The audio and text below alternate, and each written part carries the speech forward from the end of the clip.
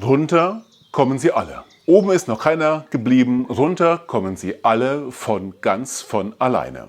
Ein Spruch, der eher aus der Fliegerei kommt, und trotzdem habe ich bei meinem letzten Urlaub jetzt im Sommer öfters mal an diese Worte gedacht. Mit meiner Familie zusammen hatte ich wunderbare Tage am Alpsee im schönen Allgäu.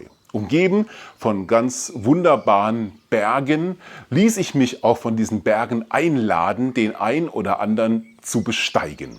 Ich habe geplant, wie kann der Aufstieg gut gelingen, was für einen Weg kann ich gehen, wie viele Höhenmeter sind zu bewältigen, kann ich das schaffen.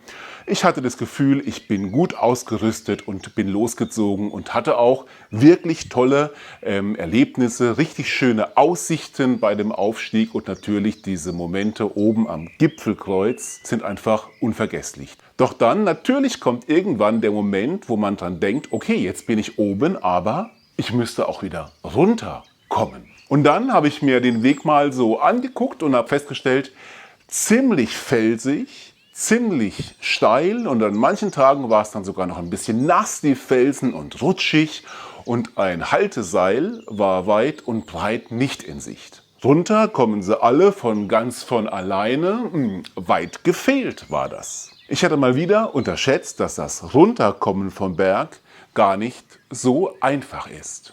Auch das will geplant sein und bedacht sein. Zum Glück kam ich immer wieder gut und wohlbehalten vom Berg runter und gut wieder zu Hause an. Ich habe das Glück, dass ich an einen Gott glauben kann und auch glaube, der mitgeht, der dabei ist, egal ob es hoch geht oder ob es runter geht. Ich kann glauben an Jesus Christus, der mir Orientierung gibt in dem, was er sagt, in dem, wie er gehandelt hat, der mir Richtschnur ist und Halteseil ist im Leben, ob es hochgeht oder runter geht. Diese Erfahrung muss auch der Apostel Paulus gemacht haben, wenn er dann später in seinem zweiten Brief an Timotheus schreibt: Denn Gott hat uns nicht gegeben den Geist der Furcht, sondern den Geist der Kraft und der Liebe und der Besonnenheit.